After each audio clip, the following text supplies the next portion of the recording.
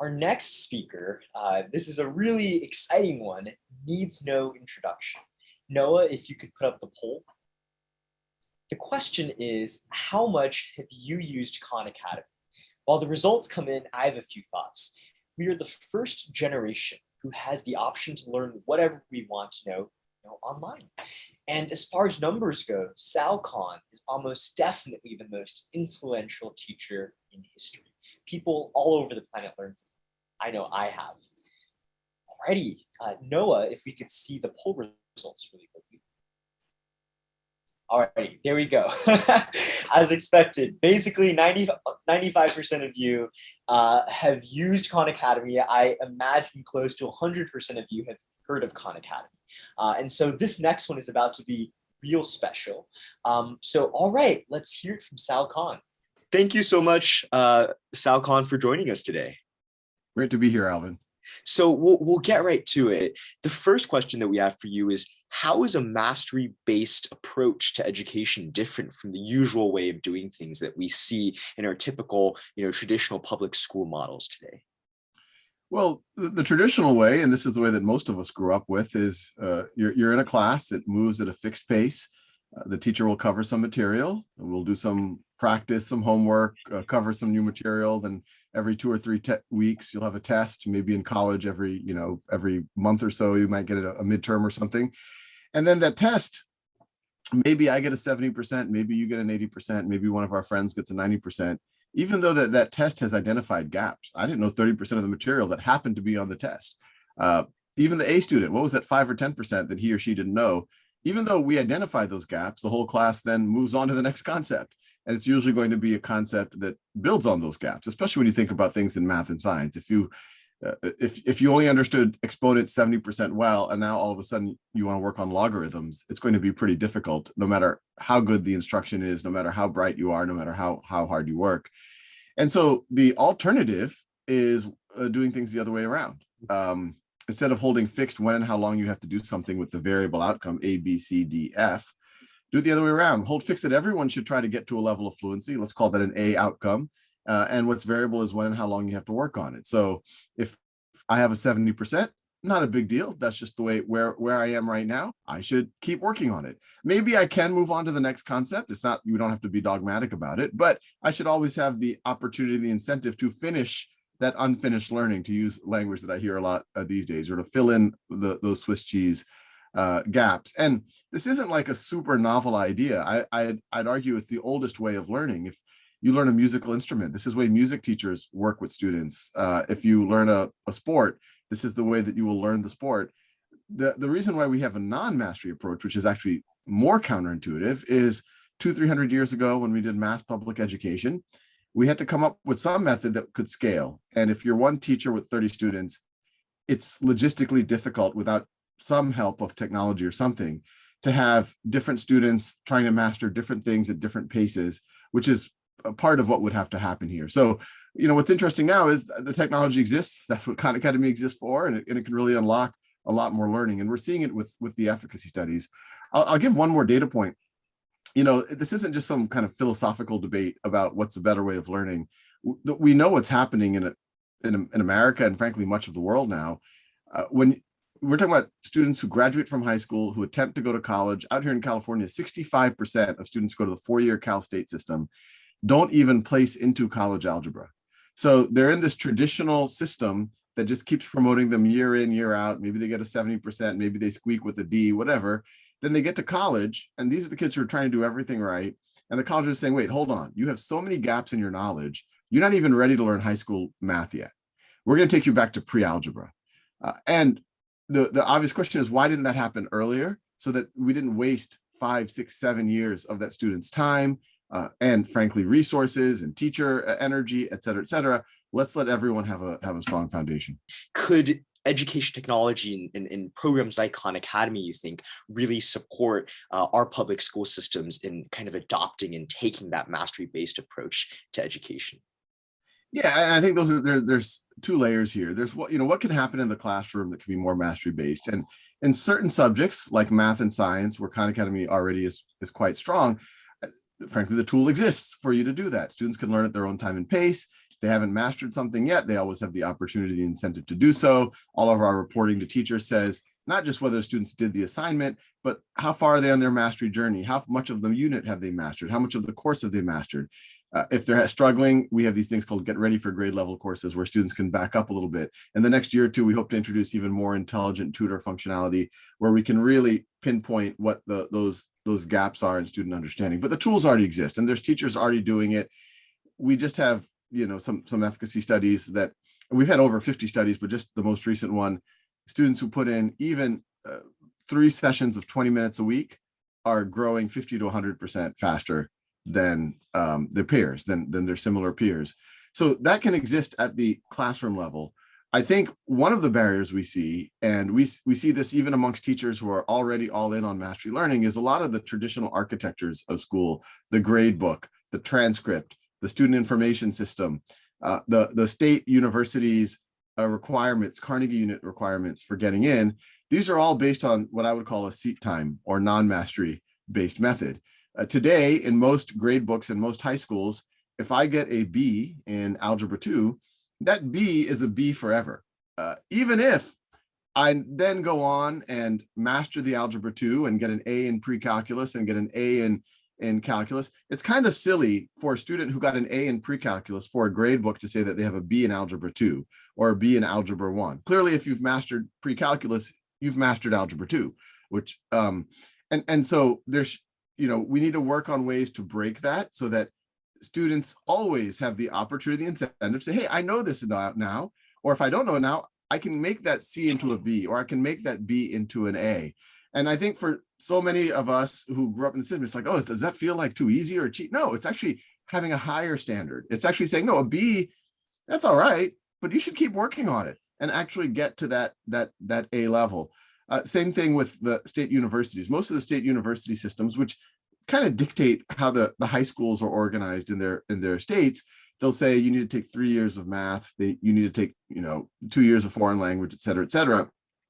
What they should say is you need to know math at this level.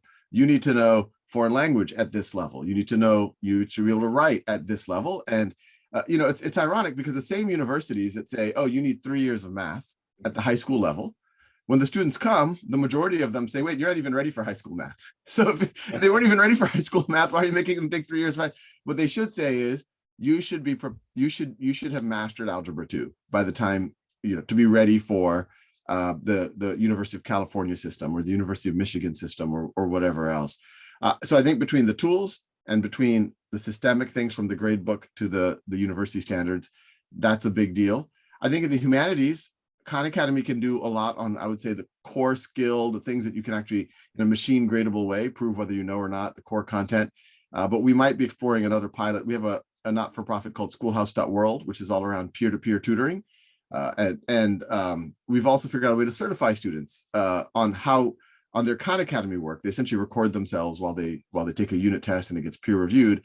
We're exploring doing something like that in writing, where you can do writing projects and get it peer evaluated and it gets standardized. And then we might be able to do competency based in writing as well. So I think it's competency based and then the tools in the classroom.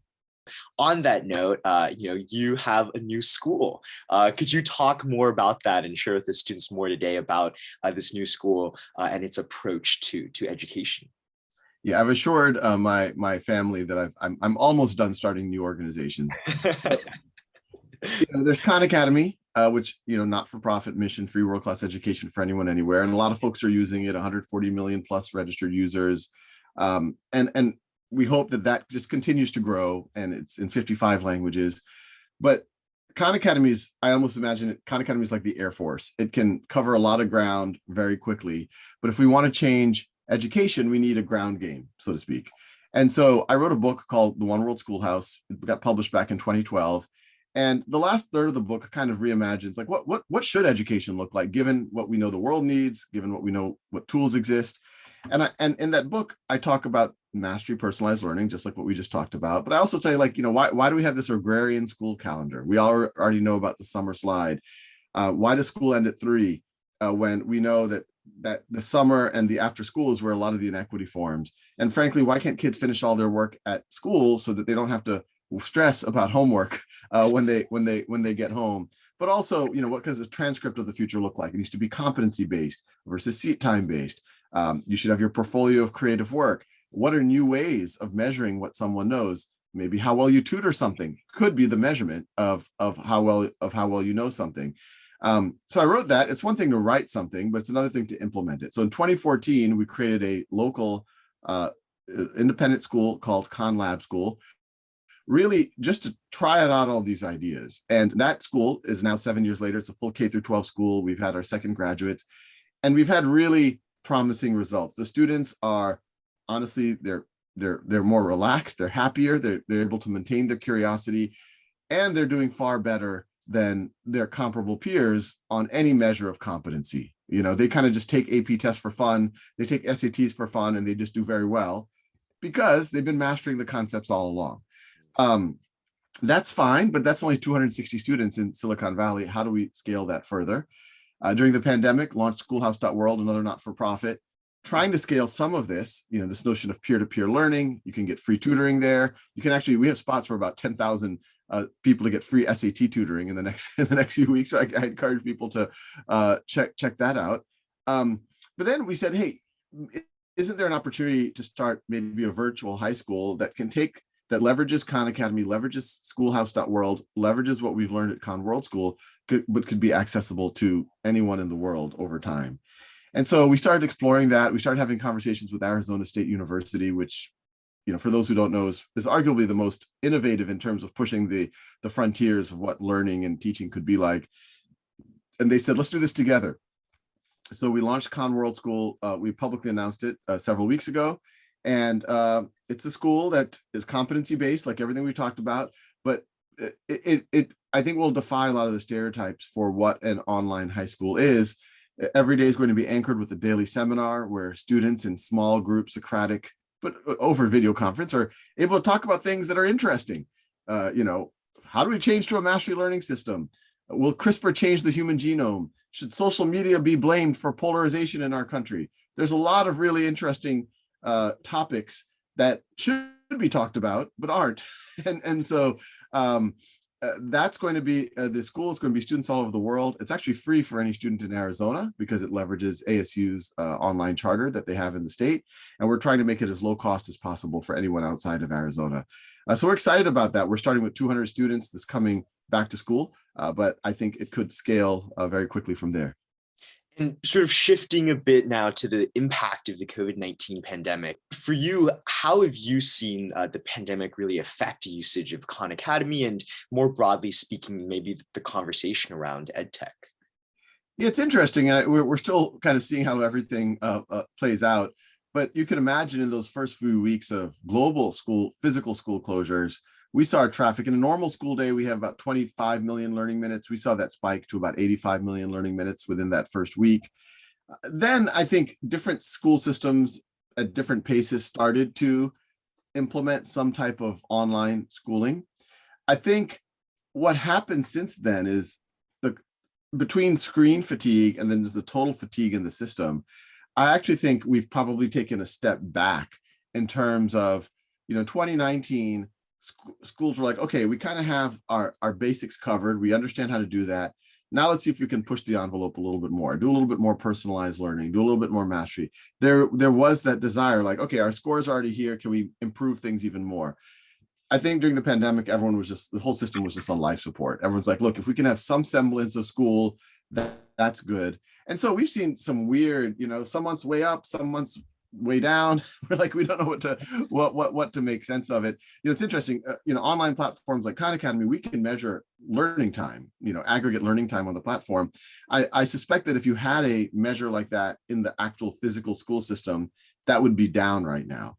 Because I'm associated with some of the physical school that I helped start. And I saw even now, actually, we're having COVID outbreaks and teachers are missing, and now you have to swap, and it's just very, very, very tiring and fatiguing. And I think that's been slowing a lot of things down. In terms of how that's changed things, once again, TBD, but the schoolhouse.world, this notion of leveraging peer-to-peer for helping each other and assessing each other, this is an idea that many people have had. I've had for many, many years. I think the pandemic was a catalyst to say, if not now, when? Mm. I think that did help. So on schoolhouse.world, if you certify your knowledge in a domain and then you go on to tutor it, schools like MIT, University of Chicago, Case Western, it's on their admissions application. They want to know how good of a tutor you are and what you've been certified on schoolhouse.world. I don't think we would have gotten to that type of situation had it not been for the pandemic. So, over 2 years, all of a sudden, there's a new signal to how to prove what you know and how to get into, these very selective universities. The state of New Hampshire, if you master on Khan Academy and then certify it on schoolhouse.world, you get credit, high school credit immediately for that course. I don't think that would have happened as quickly without the pandemic. We're just finishing up a pilot right now in 5 classrooms. It's a partnership with Howard University and the National Education Equity Lab, where we're trying to short circuit in a good way this college algebra problem that we talked about earlier. We're going into Title I high schools, and we're having students try to get mastery in a college algebra course on Khan Academy, but these are high school students. And if they get mastery, they're going to get transferable college credit from Howard University. And one, they get the credit out of the way, but even more important, they've actually mastered their college algebra before they can even leave high school, before they can even drop out of high school. And so once again, all of these new frameworks of mastery learning, how do you prove what you know? How do you get support from your peers? People taking those signals seriously, I don't think would have happened without the pandemic. Could you talk a bit more about, what was the biggest surprise of your career, perhaps a moment or revelation you had that really inspired you to perhaps start Khan Academy and get into this education equity work?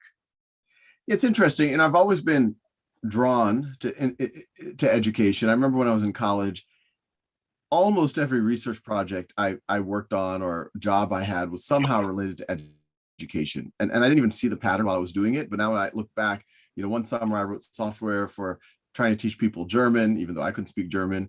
One summer I was working on a math software for folks to, with attention deficit, ADHD.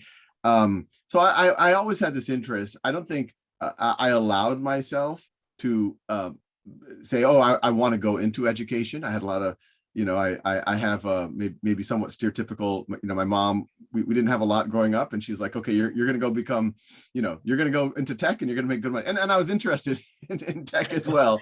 That I also had a passion for computer science. And this was the late 90s where, like now, computer science was really becoming a hot thing to go into. And so, I ended up working in tech when the NASDAQ popped in 99, and it sounds like your generation is starting to experience that maybe with what the markets are doing right now. I said maybe I'll go to business school, and in business school I realized that I really liked finance and capital markets, and it was there's a human element to it, but there's also a quantitative element to it. So I ended up being an analyst at a hedge fund when I got out of business school in 2003. And what I used to always tell myself and tell my friends is, and I liked the hedge fund job, it was very intellectually stimulating and it paid well. I said, but I'm going to do this until I have enough resources to start a school on my own terms. I always imagined the best way, maybe for the second half of my career, it would be kind of like a Dumbledore figure.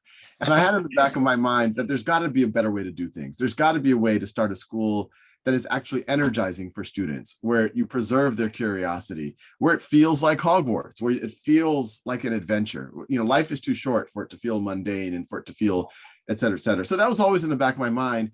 And so when my cousin Nadia needed help, I was eager to help her because I wanted to get my feet wet. And, I thought there's ways I could tutor her that could help.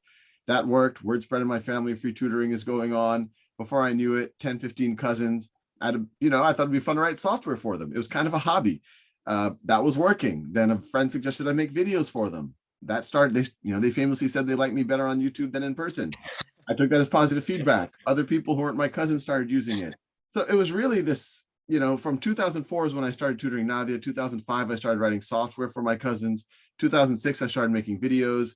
But it was about 2009, there were several 100,000 folks using these resources that I was doing, for kicks. And I read a lot of science fiction books. Some of them you can see behind me.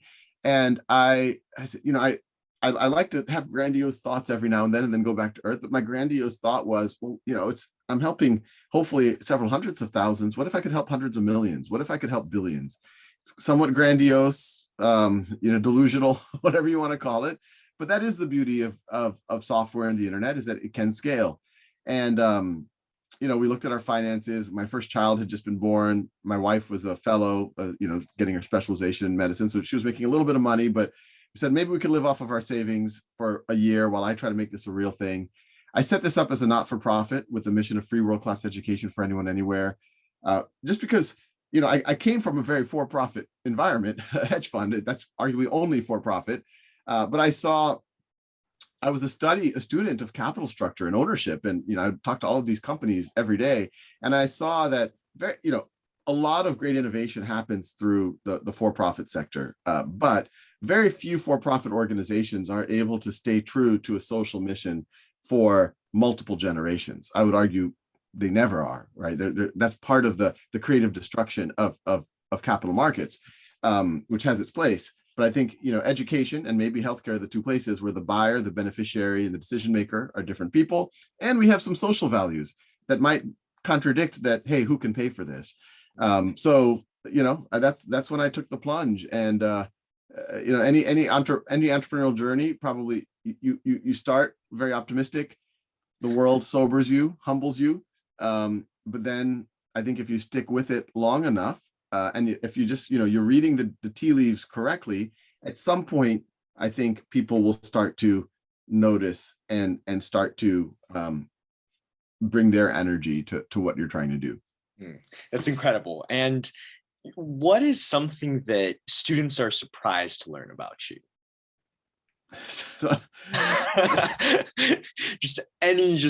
Like a fun factor, because I think for students like even myself, right, like growing up in high school, I think everyone knew who you were, right? Everyone knew what Khan Academy was, and I think a lot of students really looked up to you and looked up to Khan Academy as this incredible resource that really helped student learning. And so I think I'm sure all the students are curious, maybe what's a fun fact about you? Or I mean, for those who know me, I have more eccentricities than you. I mean, today as a middle-aged person, I have quirks. I take cold showers. I like to, I make my bed first thing in the morning. When I was closer to y'all's age, I was a little bit angsty. I was the lead singer in a heavy metal band. I was in college, I was thrown out of an Anthrax concert for crowd surfing. I was thrown onto the stage twice, but that's those were my young angsty days. But yeah, I think those are the maybe those will surprise people. I don't know. No, I mean, I I think that definitely helps. I'm sure the students weren't expecting that, but that's awesome to hear. So students, when you get to college, remember to enjoy it while you can. So I guess like kind of wrapping up and segueing into the conclusion, the theme of the conference this year is really students and civic engagement. And so how is Khan Academy, in your view, really involved as well in sort of the civic life of school communities as far as just student engagement goes and ultimately student civic participation?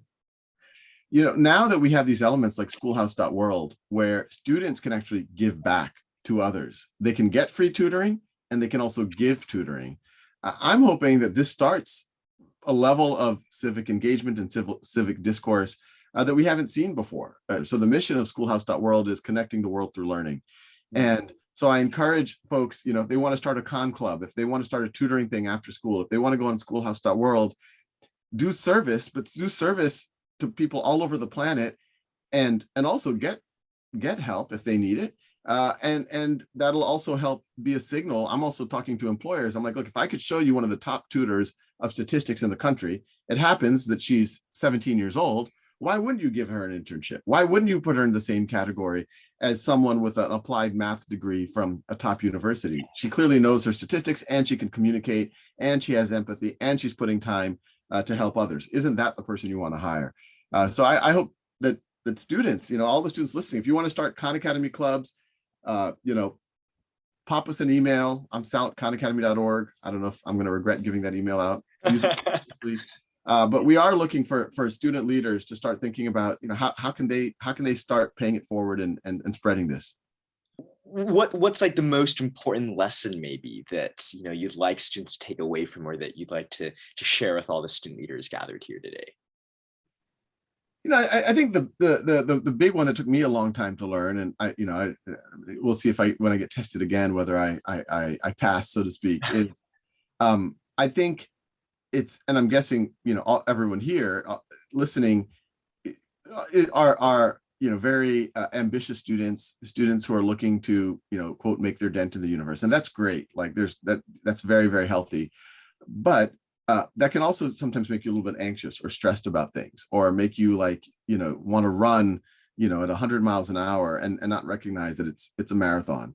And so I if I could talk to my younger self, or if I could even talk to myself 10 years ago, I would say, look, do what you need to do, but make sure you quote take care of yourself. For me, that form is I meditate every day. If you want another thing, that's why I'm not angsty anymore, and why I'm not crowd surfing anymore, is that I meditate every day.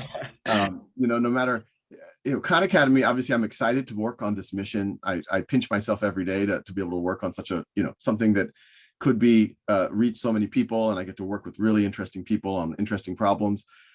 And sometimes I can say, well, I can't screw this up. There's a lot of people depending on me. And that type of thinking, you can think a little bit, but it can be very unhealthy. You might not sleep because you're stressed about something not working out, or you might you might get triggered easily. And so that's why I think it's always important to keep things in perspective. Your career, your life impact, whatever it is, that's just one piece of who you are. It's not who you are. And so when you don't define yourself by that, it actually somehow calms everything down. In Vedic philosophy, there's the whole universe, everything has one of three aspects, including your actions. Truthful is sattvic, rajasic, where you're motivated by outcomes, or tamasic, which is kind of chaotic or forced. And most ambitious people are very rajasic in their thinking. They're like, I want to do this because it will lead to this, and I really want that outcome to happen. The problem is, when that outcome doesn't happen, you can get very disappointed. As Buddha says, attachment is the cause of all suffering. Or you're acting out of fear. Oh, if I don't do this, if I don't do blah, blah, blah, blah, I'll never get a job. I'll never be able to do this. I'll never be able to buy a house, whatever. That's rajasic. Sattvic action is, given what I see in the world right now, what is the next best thing for me to do? And let me just do it. I'm not going to think about whether it's going to work or not work. I'm just going to do the right thing. And then you do it. And then you hold yourself accountable and you say, okay, what happened? Did it work? Did it not work? Did I make a mistake? Did I do some good things? And then look at the world again and make another, do the next right thing. But then accept wherever you are at any moment. It's been a pleasure, and I'm sure our students are thoroughly inspired by this conversation here today. Great. And Alvin, I hope many of the students become social entrepreneurs, but the ones that become successful for-profit entrepreneurs, remember that we're a not-for-profit. Donate. Thank you all so much.